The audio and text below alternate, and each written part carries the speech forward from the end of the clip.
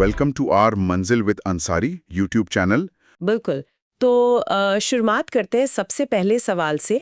पियाजे के अनुसार एक छोटा बच्चा, मतलब जो शिशु होता है 0 से 2 साल का, वो दुनिया को कैसे समझता है? ये तो पहली ही अवस्था है। जहां तक मुझे याद है वो अपनी इंद्रियों से सीखते हैं। एकदम सही। इसे संवेदी गामक अवस्था या सेंसरी मोटर स्टेज कहते हैं।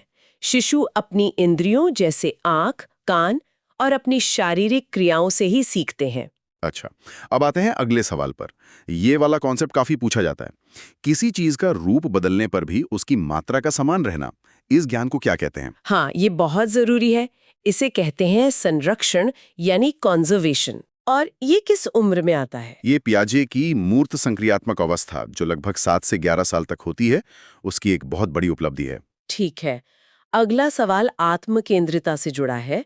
पियाजे के अनुसार जब कोई बच्चा दूसरों का दृष्टिकोण नहीं समझ पाता तो उसे क्या कहते हैं? उसे ही आत्मकेंद्रिता या ईगोसेंट्रिज्म कहते हैं। मतलब बच्चा स्वार्थी नहीं है, वो वो बस दुनिया को अपने ही नजरिए से देख पाता है।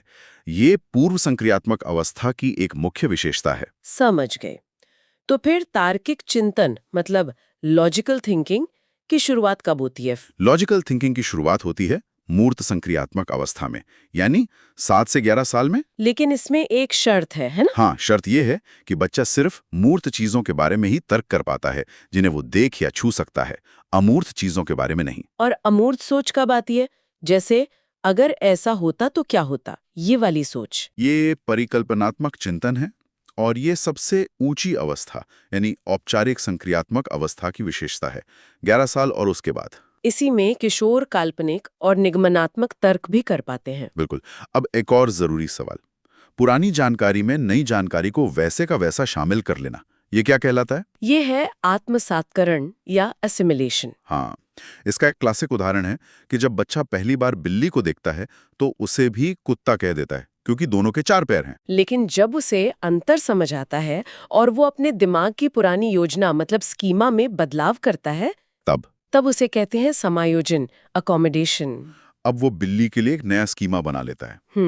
और इन दोनों प्रक्रियाओं के बीच संतुलन बनाने को क्या कहते हैं? उस संतुलन बनाने की प्रक्रिया को ही सामीकरण या इक्विलिब्रेशन कहते हैं। यही मतलब संज्ञानात्मक विकास का असली इंजन है। ठीक है।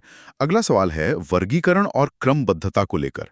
क्लासिफिकेशन और सीरिएशन, ये किस अवस्था में आते हैं? ये दोनों भी मूर्त संक्रियात्मक अवस्था, मतलब कॉन्क्रीट ऑपरेशनल स्टेज में ही आते हैं। इसी में बच्चा चीजों को उनके रंग, आकार, इन सब गुणों के आधार पर बांटना सीख जाता है। सही। अब आते हैं पूर्व संक्रियात्मक अवस्था पर, जो 2 से 7 साल की है। इसकी सबसे मुख्य विशेषता क्या है? इसकी सबसे मुख्य विशेषता है प्रतीकात्मक खेल और भाषा का विकास। बिल्कुल। बच्चे इसमें प्रतीकों, मतलब सिंबल्स का इस्तेमाल करना सीख जाते हैं, जैसे किसी लकड़ी को घोड़ा समझकर खेलना। पियाजे के बाद अब जरा ब्लूम की टैक्सोनॉमी पर आते हैं। ब्लूम के संज्ञानात्मक क्षेत्र, कॉग्निटिव डोमेन का सबसे निचला स्तर कौन सा है? सबसे निचला स्तर है ज्ञान या स्मरण, जिसे अब रिमेम्बरिंग कहते हैं। इसमें सिर्फ तथ्यों को याद रखना शामिल है? हाँ, बस पहचानना या याद करना, इससे ज्यादा कुछ नहीं। तो फिर इसके ऊपर क्या आता है? जैसे अपने शब्दों में किसी चीज की व्याख्या करना, ये किस स्तर पर होगा? ये दूसरे स्तर पर होगा, जिसे समझ या बोध कहते हैं, अंडरस्टैंडिंग। इसमें रटने के बजाय अर्थ समझना शामिल है। ठीक है। अब सीधा सबसे ऊंचे स्तर पर चलते हैं। ब्लूम के संशोधित वर्गीकरण जो 2001 में आया, उसमें सबसे ऊपर कौन सा स्तर है? सबसे ऊपर है सृजन करना, यानी क्रिएटिंग। पहले मूल्यांकन हुआ करता था, है ना? हाँ, पुराने वर्गीकरण में मूल्यांकन मतलब इवैल्यूएशन टॉप पर था, लेकिन अब नया कुछ बनाना यानी सृजन, उसे सबसे जटिल माना गया है। अच्छा। और जानकारी को टुकड़ों में तोड़कर उनके संबंधों को समझना क्या कहलाता है? ये कहलाता है विश्लेषण, एनालाइजिंग। इसमें आप जटिल जानकारी के अलग-अलग हिस्सों और उनके आपसी कनेक्शन को जांचते हैं। चलिए एक उदाहरण लेते हैं। कंप्यूटर के घटकों के नाम बताना, ये किस उद्देश्य की पूर्ति करता है? ये तो सबसे निचले स्तर यानी स्मरण की ही पूर्ति करता है, नॉलेज या रिमेम्बरिंग। क्योंकि इसमें सिर्फ याददाश्त का काम है। हाँ, गहरी समझ की कोई जरूरत नहीं है। अच्छा। और जब हम सीखे हुए नियमों का किसी नई परिस्थिति में उपयोग करते हैं तो उसे क्या कहते हैं? उसे कहते हैं अनुप्रयोग, यानी अप्लाइंग। जैसे? गणित का फॉर्मूला सीख कर बाजार में हिसाब लगाना। एकदम सही उदाहरण है। ब्लूम ने सिर्फ संज्ञानात्मक क्षेत्र की बात तो नहीं की थी, उनका भावात्मक क्षेत्र किससे संबंधित है? भावात्मक क्षेत्र यानी अफेक्टिव डोमेन हमारे संवेग, दृष्टिकोण और मूल्यों से संबंधित है। मतलब हमारी फीलिंग्स और एटीट्यूड्स। और तीसरा क्षेत्र, जिसमें शारीरिक कौशल आते हैं, वो है मनोगत्यात्मक क्षेत्र या साइकोमोटर डोमेन। इसमें चित्र बनाना, खेलना, ये सब गत्यात्मक क्रियाएं आती हैं। एक बार फिर से संशोधित टैक्सोनॉमी पर आते हैं। सृजन और मूल्यांकन का सही क्रम क्या है? सही क्रम है पहले मूल्यांकन और उसके बाद सृजन, इवैल्यूएटिंग फिर क्रिएटिंग। मतलब कुछ नया बनाने को किसी चीज पर फैसला देने से ज्यादा जटिल माना गया है? जी हाँ, तो अगर कोई छात्र अलग-अलग स्रोतों से जानकारी लेकर एक प्रोजेक्ट बनाता है, तो ये किस स्तर का काम होगा? ये सबसे ऊंचे स्तर का काम होगा, यानी सृजन या क्रिएटिंग। क्योंकि वो तत्वों को जोड़कर एक नया ढांचा तैयार कर रहा है। बिल्कुल। चलिए अब विषय बदलते हैं और नैतिक विकास पर आते हैं। कोहलबर्ग ने नैतिक विकास के लिए किस विधि का प्रयोग किया? उन्होंने नैतिक दुविधाओं का इस्तेमाल किया, मॉरल डायलेमास। जैसे वो हाइंस की कहानी बहुत प्रसिद्ध है। और उन्होंने बच्चों के जवाबों के बजाय उनके तर्क के आधार पर स्तर बनाए। सही कहा। तो उनका जो पहला स्तर है, पूर्व परंपरागत स्तर, उस पर नैतिकता किस पर आधारित होती है? उस स्तर पर नैतिकता सिर्फ दो चीजों पर आधारित होती है, दंड और पुरस्कार, पनिशमेंट एंड रिवॉर्ड। मतलब बच्चा या तो सजा से बचने के लिए या फिर इनाम पाने के लिए नियम मानता है। हाँ, सही और गलत की समझ नहीं होती। और वो अच्छा लड़का, अच्छी लड़की वाली सोच किस स्तर पर आती है? वो आती है पारंपरिक स्तर पर, कन्वेंशनल लेवल। इस स्तर पर बच्चे दूसरों की नजर में अच्छा दिखना चाहते हैं। हाँ, दूसरों की स्वीकृति उनके लिए बहुत मायने रखती है। कोहलबर्ग का सबसे ऊंचा स्तर कौन सा है, जहां फैसले सार्वभौमिक नैतिक सिद्धांतों पर आधारित होते हैं? वो है उत्तर पारंपरिक स्तर, पोस्ट कन्वेंशनल, और खासकर उसका छठा चरण। इसमें व्यक्ति अपनी अंतरात्मा और मानव अधिकारों को कानून से ऊपर रखता है। जी बिल्कुल। अच्छा, ये सोच कि कानून व्यवस्था बनाए रखना हमारा कर्तव्य है, ये किस चरण की है? ये पारंपरिक स्तर के चरण 4 की सोच है, सामाजिक व्यवस्था एवं विवेक या लॉ एंड ऑर्डर। इसमें नियमों का सख्ती से पालन करने पर जोर दिया जाता है। हाँ, ताकि समाज में अराजकता ना फैले। और वो मेरा क्या फायदा होगा वाली सोच, टिट फॉर टैट, वो पहले स्तर के दूसरे चरण में है, व्यक्तिवाद एवं विनिमय। मतलब तुम मेरी मदद करो, मैं तुम्हारी करूंगा। लेकिन जब कोई ये सोचे कि अगर कानून अनुचित है तो इसे बदला जा सकता है, तो ये कौन सा स्तर है? ये बहुत ऊंचे स्तर की सोच है। ये उत्तर पारंपरिक स्तर है, सामाजिक अनुबंध यानी चरण 5। यहाँ कानून को पत्थर की लकीर नहीं माना जाता। नहीं, उसे जनहित का एक साधन माना जाता है। तो कोहलबर्ग के 3 मुख्य स्तरों का सही क्रम क्या हुआ? सही क्रम है पूर्व पारंपरिक, फिर पारंपरिक और अंत में उत्तर पारंपरिक। विकास स्वहित से शुरू होकर सार्वभौमिक सिद्धांतों तक जाता है। एकदम। हाइंस की दुविधा पर वापस आते हैं। अगर कोई बच्चा कहता है हाइंस को दवा नहीं चुरानी चाहिए क्योंकि जेल हो जाएगी, तो ये तर्क क्या दिखाता है? यह सबसे पहले चरण को दिखाता है, दंड एवं आज्ञाकारिता। मतलब नैतिकता का आधार सिर्फ डर है। हाँ, सही गलत की समझ नहीं। और सामाजिक अनुबंध यानी चरण 5 की मुख्य विशेषता क्या है? उसकी मुख्य विशेषता है कि बहुमत के कल्याण के लिए नियमों में लचीलापन हो सकता है, व्यक्तिगत अधिकारों को महत्व दिया जाता है। चलिए, कोहलबर्ग से अब फ्रॉइड की तरफ बढ़ते हैं। फ्रॉइड के अनुसार मुखावस्था या ओरल स्टेज में सुख का केंद्र क्या होता है? मुंह यानी माउथ। और ये कब तक होती है? जन्म से लगभग 1 साल तक शिशु चूसने और काटने से ही संतुष्टि पाता है। ठीक है। अब फ्रॉइड के शिष्य एरिक एरिक्सन पर आते हैं। उनके अनुसार जन्म से 1 साल तक का मुख्य मनोसामाजिक संकट क्या है? उनके अनुसार ये संकट है विश्वास बनाम अविश्वास, ट्रस्ट वर्सेस मिसट्रस्ट। मतलब अगर बच्चे की देखभाल अच्छे से होती है तो उसमें दुनिया के प्रति विश्वास जगता है, और अगर नहीं होती तो अविश्वास। एरिक्सन के अनुसार 1 से 3 साल के बच्चे में कौन सा गुण विकसित होता है? इस उम्र में संकट होता है स्वायत्तता बनाम लज्जा का, ऑटोनॉमी वर्सेस शेम। अच्छा, जब बच्चा खुद काम करने की कोशिश करता है? हाँ, जैसे खुद खाना या कपड़े पहनना, अगर उसे रोका जाए तो उसमें श्रम की भावना आती है। वापस फ्रॉइड पर आते हैं। ओडिपस कॉम्प्लेक्स उनकी किस अवस्था में होता है? ये लैंगिक अवस्था यानी फैलिक स्टेज में होता है, जो 3 से 6 साल की उम्र है। इसमें लड़कों में माँ के प्रति आकर्षण होता है? हाँ, और पिता के प्रति ईर्ष्या। ठीक है। अब स्कूल जाने की उम्र मतलब 6 से 12 साल में एरिक्सन का कौन सा संकट प्रभावी होता है? इस उम्र का संकट है उद्योग बनाम हीनता, इंडस्ट्री वर्सेस इंफीरियोरिटी। इसमें बच्चा नए कौशल सीखता है। हाँ, जैसे पढ़ना लिखना। और अगर वो असफल होता है तो उसमें हीन भावना आ जाती है। और किशोरावस्था एडोलेसेंस का सबसे बड़ा संकट? वो है पहचान बनाम भूमिका भ्रम, आइडेंटिटी वर्सेस रोल कंफ्यूजन। मैं कौन हूँ वाला सवाल। बिल्कुल, किशोर यही खोजता है कि समाज में उसकी क्या जगह है। अच्छा, फ्रॉइड के अनुसार व्यक्तित्व का कौन सा हिस्सा यथार्थ सिद्धांत या रियलिटी प्रिंसिपल पर काम करता है? वो है ईगो या अहम। यही इड और सुपर ईगो के बीच संतुलन बनाता है। सही। युवा वयस्कता यंग एडल्टहुड में एरिक्सन का मुख्य चरण कौन सा है? वो है अंतरंगता बनाम अलगाव, इंटीमेसी वर्सेस आइसोलेशन। इसमें व्यक्ति गहरे रिश्ते बनाने की कोशिश करता है। और अगर नहीं बना पाता तो अकेलापन महसूस करता है। और जीवन के आखिरी चरण वृद्धावस्था में क्या होता है? वहां संकट है अखंडता बनाम निराशा का। Integrity versus despair. अगर जीवन से संतुष्ट हैं तो अखंडता वरना निराशा। एकदम। फ्रॉइड के अनुसार व्यक्तित्व का नैतिक कमांडर कौन है? वो है सुपर ईगो या परा अहम। यही हमारी नैतिकता और अंतरात्मा है। जी। चलिए अब सीखने के सिद्धांतों पर आते हैं। थॉर्नडाइक का कौन सा नियम कहता है कि अभ्यास से सीखना पक्का होता है? ये है उनका अभ्यास का नियम, लॉ ऑफ एक्सरसाइज। मतलब जितना अभ्यास करो उतना संबंध मजबूत होता है। हाँ, वो दीपक और अनुक्रिया के बीच। अब स्किनर पर आते हैं।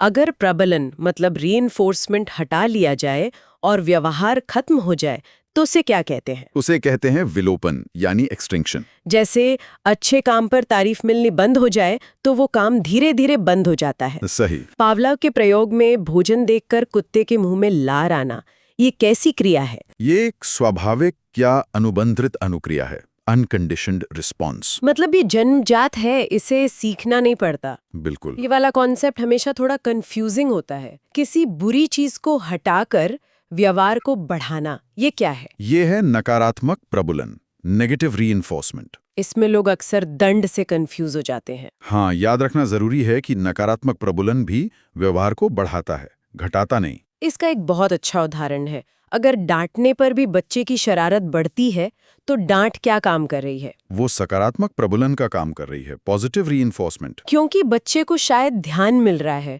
जो उसके लिए इनाम है। एकदम सही पकड़ा। अब इन सब से अलग वाइगोत्स्की पर आते हैं। उनके अनुसार संज्ञानात्मक विकास का मूल कारण क्या है? उनके अनुसार मूल कारण है सामाजिक अन्योन्य क्रिया, सोशल इंटरैक्शन। मतलब पियाजे की तरह बच्चा अकेला नहीं सीखता। नहीं, वो समाज और संस्कृति के साथ बातचीत करके सीखता है। तो वो दायरा जिसमें बच्चा बड़ों की मदद से कोई काम कर लेता है लेकिन अकेले नहीं कर पाता, उसे क्या कहते हैं?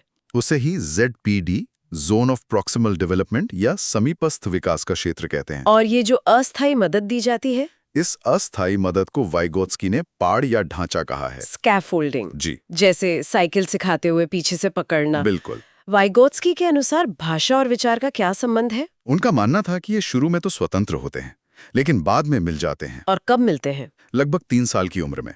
तब भाषा बच्चे के विचार का आधार बन जाती है। और हमारा आखिरी सवाल, ये विचार कि बच्चे अपने समवयस्कों मतलब पीयर्स के साथ अंतःक्रिया से सीखते हैं, ये किसका मत है? यह लेव वाइगोत्स्की का ही मत है। सहयोगात्मक अधिगम, कोलैबोरेटिव लर्निंग। जी, ये उनके सिद्धांत का एक बहुत महत्वपूर्ण हिस्सा है। तो चलिए प्रश्न संख्या 51 से शुरू करते हैं। बुद्धि का जो द्विकारक सिद्धांत है यानी 2 फैक्टर थ्योरी, ये किसने दिया था? हाँ, ये एक बहुत ही फाउंडेशनल थ्योरी है। इसका सही उत्तर है स्पीयरमैन। स्पीयरमैन। अच्छा, और ये G फैक्टर और S फैक्टर क्या था इसमें? देखिए, स्पीयरमैन ने कहा कि हमारी बुद्धि के 2 हिस्से होते हैं। एक है G फैक्टर मतलब सामान्य बुद्धि जो हर काम में लगती है। ओके। और दूसरा है S फैक्टर जो किसी स्पेसिफिक मतलब खास काम के लिए होती है, जैसे गणित या संगीत। समझ गया। तो अब अगले प्रश्न पर आते हैं। प्रश्न संख्या 52। हॉवर्ड गार्डनर के अनुसार वो कौन सी बुद्धि है जिससे हम दूसरों की भावनाओं को समझते हैं? हाँ, गार्डनर का सिद्धांत बिल्कुल अलग था। इसका सही उत्तर है अंतर्वैयक्तिक बुद्धि, जिसे इंटरपर्सनल इंटेलिजेंस भी कहते हैं। अच्छा, इंटरपर्सनल। जी, ये नेताओं शिक्षकों में ज्यादा होती है क्योंकि उनका काम ही लोगों से जुड़ना है। बिल्कुल। इसी से जुड़ा हुआ अगला सवाल है प्रश्न संख्या 53। जी गार्डनर की थ्योरी में स्वयं को समझने वाली बुद्धि कौन सी है? हाँ, ये उसका दूसरा पहलू है। इसका उत्तर है अंतराव्यक्तिक बुद्धि यानी इंट्रापर्सनल इंटेलिजेंस। अंतर और अंतरा, बस एक मात्रा का फर्क? बिल्कुल, पर मतलब एकदम अलग। ये साधु दार्शनिकों में होती है जो खुद को गहराई से समझते हैं। दिलचस्प है। चलिए अगला प्रश्न देखते हैं। प्रश्न संख्या 54, ये तो बहुत कॉमन है। बुद्धि लब्धि यानी आईक्यू का सूत्र क्या है? हाँ, ये सबको पता होना चाहिए। इसका सही उत्तर है मानसिक आयु वास्तविक आयु गुणा 100। MACA गुणा 100। जी, और इसे टर्मन ने पॉपुलर किया था। सही। अब आते हैं अगले प्रश्न पर। प्रश्न संख्या 55, तरल और ठोस बुद्धि का कॉन्सेप्ट किसने दिया? Fluid and crystallised intelligence. ये कॉन्सेप्ट रेमंड कैटल ने दिया था। तो सही उत्तर है रेमंड कैटल। अच्छा, और ये है क्या आसान भाषा में? देखिए, तरल बुद्धि हमारी जन्मजात तर्क शक्ति है जो नई प्रॉब्लम सॉल्व करती है, और ठोस बुद्धि वो है जो हम अनुभव और शिक्षा से सीखते हैं। मतलब एक प्रोसेसर है और एक हार्ड ड्राइव। बिल्कुल सही पकड़ा। चलिए अगला प्रश्न। प्रश्न संख्या 56, स्टर्नबर्ग के त्रितंत्र सिद्धांत में कौन सी बुद्धि शामिल नहीं है? स्टर्नबर्ग ने 3 तरह की बुद्धि बताई थी। इसका सही उत्तर है सांगीतिक बुद्धि। Musical intelligence. हाँ, वो गार्डनर के सिद्धांत का हिस्सा है, स्टर्नबर्ग का नहीं। स्टर्नबर्ग ने सिर्फ विश्लेषणात्मक, रचनात्मक और व्यवहारिक बुद्धि की बात की थी। ठीक है, अब अगले प्रश्न पे चलते हैं। प्रश्न संख्या 57, सृजनात्मकता यानी क्रिएटिविटी, ये किस तरह की सोच से जुड़ी है? ये एक बहुत जरूरी सवाल है। इसका सही उत्तर है अपसारी चिंतन या डाइवर्जेंट थिंकिंग। मतलब आउट ऑफ द बॉक्स सोचना। एग्जैक्टली, एक ही समस्या के कई अलग-अलग समाधान सोचना। समझ गया।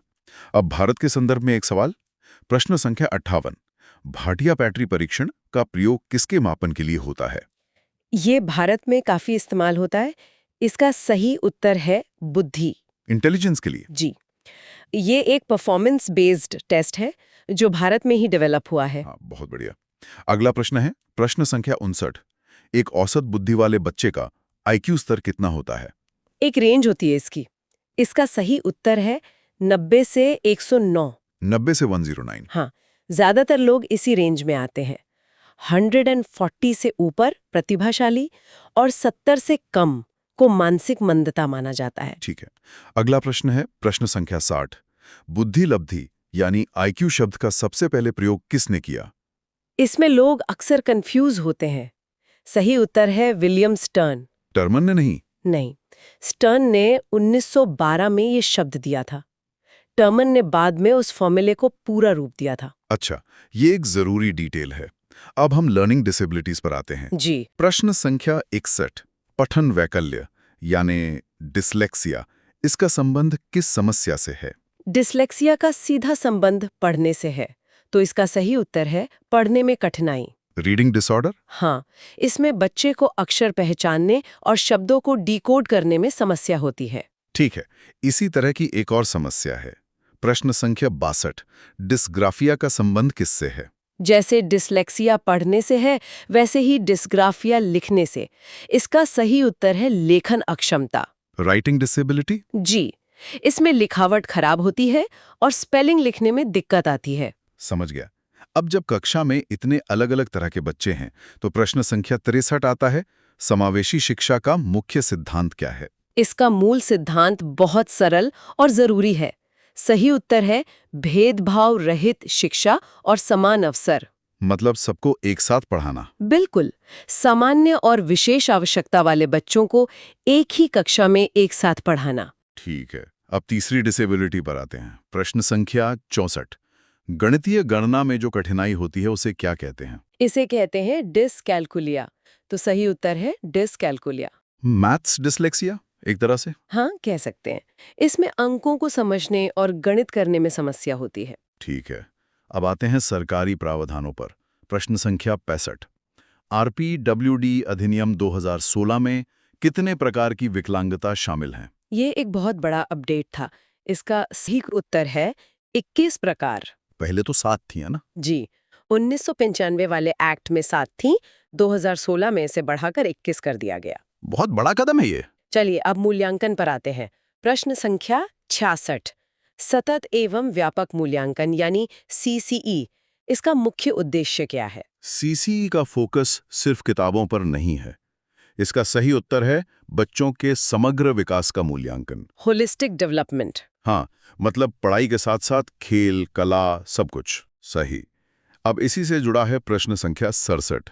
सीखने के लिए आकलन, असेसमेंट फॉर लर्निंग, ये कैसा होता है? ये सिखाने के दौरान होता है।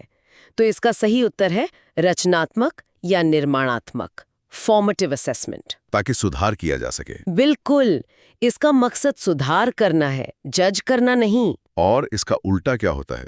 यह है प्रश्न संख्या 68। शिक्षण प्रक्रिया समाप्त होने के बाद जो मूल्यांकन होता है वो क्या कहलाता है? उसे योगात्मक मूल्यांकन कहते हैं।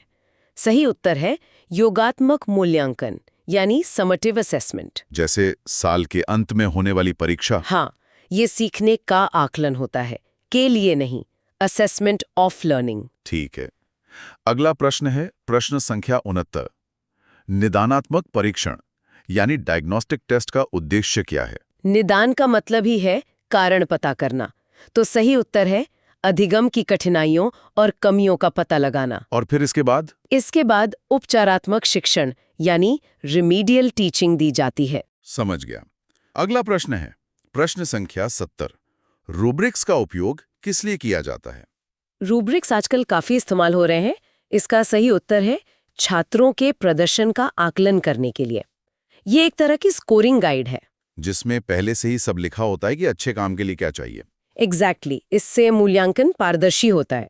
ठीक है, अब टॉपिक बदलते हैं और आते हैं अभिप्रेरणा पर। जी, मोटिवेशन। प्रश्न संख्या 71। मैस्लो की हायरार्की ऑफ नीड्स में सबसे निचली आवश्यकता क्या है? सबसे बुनियादी जरूरत।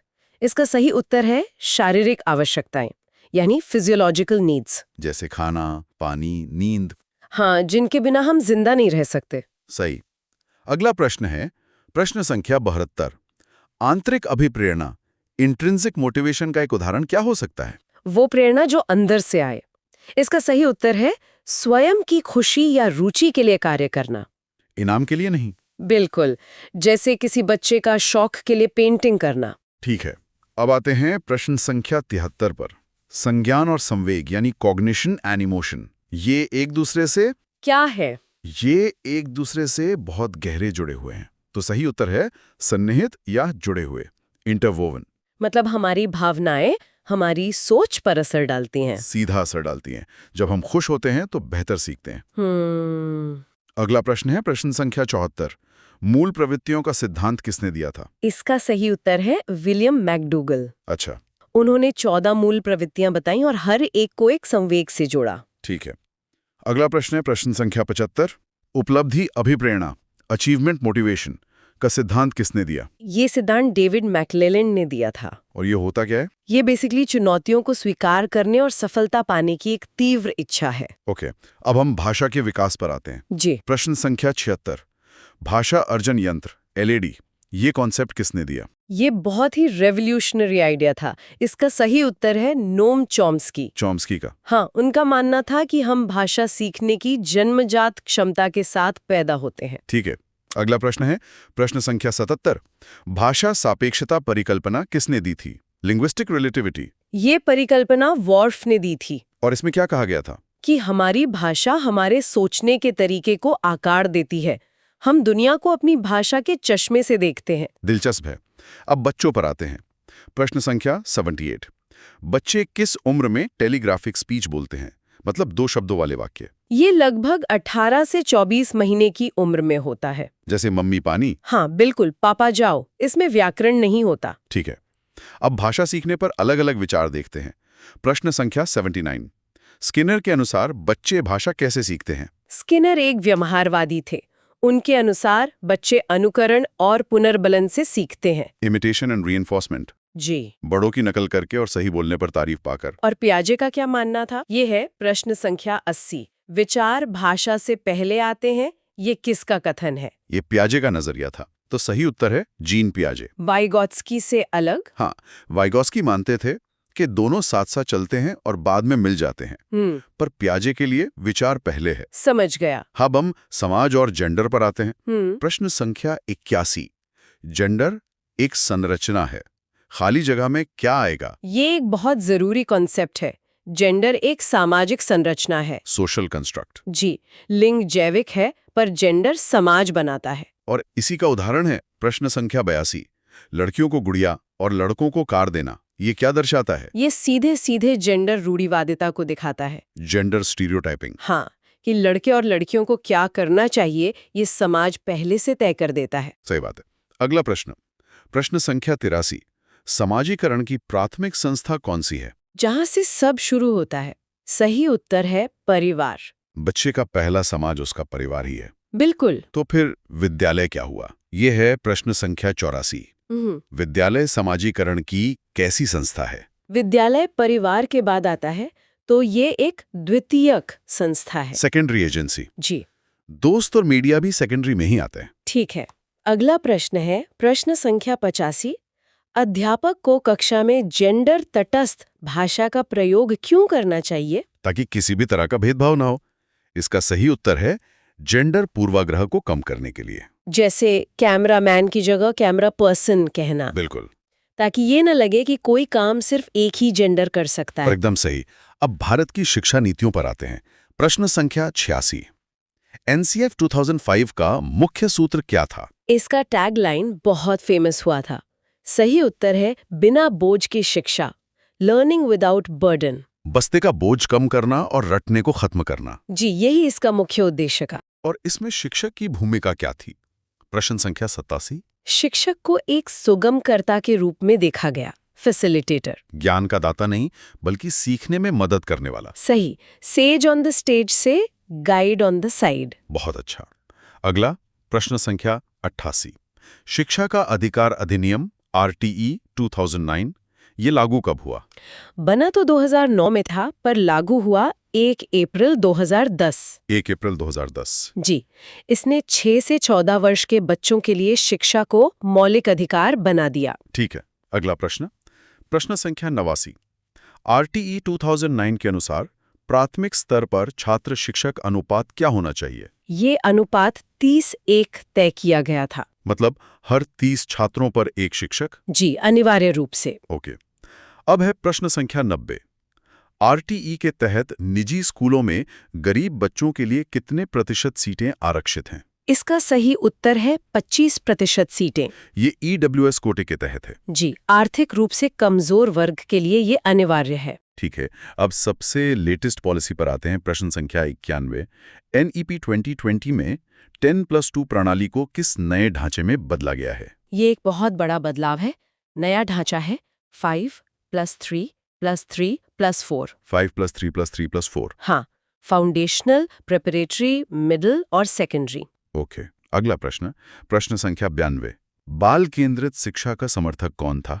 इसके सबसे बड़े समर्थक थे जॉन डीवी। जिन्होंने करके सीखने पर जोर दिया। जी, लर्निंग बाय डूइंग। ठीक है। प्रश्न संख्या 93, एनईपी 2020 में एफएलएन का पूरा रूप क्या है? एफएलएन पर एनईपी में बहुत जोर है। इसका पूरा रूप है फाउंडेशनल लिटरेसी एंड न्यूमरेसी। मूलभूत साक्षरता और संख्या ज्ञान। हाँ, लक्ष्य है कि कक्षा 3 तक हर बच्चा इसे हासिल कर ले। बहुत जरूरी है ये। अगला प्रश्न, प्रश्न संख्या 94, परख PARAKH का संबंध किससे है? परख का संबंध छात्रों के आकलन से है। असेसमेंट से। जी, यह एनईपी 2020 के तहत बनाया गया एक राष्ट्रीय मूल्यांकन केंद्र है। ठीक है। अगला प्रश्न है प्रश्न संख्या 95, बहुभाषिकता यानी मल्टीलिंगुअलिज्म को एनईपी 2020 में कैसे देखा गया है? इसे एक समस्या नहीं बल्कि एक संसाधन के रूप में देखा गया है। रिसोर्स। जी, क्योंकि मातृभाषा में बच्चे सबसे बेहतर सीखते हैं। बिल्कुल सही। अब कुछ क्लासिक कॉन्सेप्ट्स पर आते हैं। प्रश्न संख्या 96, किंडरगार्टन विधि के प्रतिपादक कौन थे? इसका सही उत्तर है फ्रोबेल। जिन्होंने बच्चों को पौधा और शिक्षक को माली कहा था। जी, बिल्कुल। अगला प्रश्न, प्रश्न संख्या 97, टेब्यूला रासा यानी कोरी स्लेट, ये विचार किसने दिया?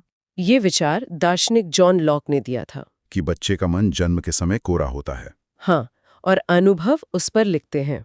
ठीक है। प्रश्न संख्या 98, अनुवांशिकता यानी हेरिडिटी की मूल इकाई क्या है? इसकी मूल इकाई है जीन्स। जीन्स। जी, विकास हमेशा अनुवांशिकता और वातावरण की अंतःक्रिया का परिणाम होता है। सही। अब आते हैं प्रश्न संख्या 99 पर। सूक्ष्म शिक्षण यानी माइक्रो टीचिंग का भारतीय प्रतिमान कुल कितने मिनट का है?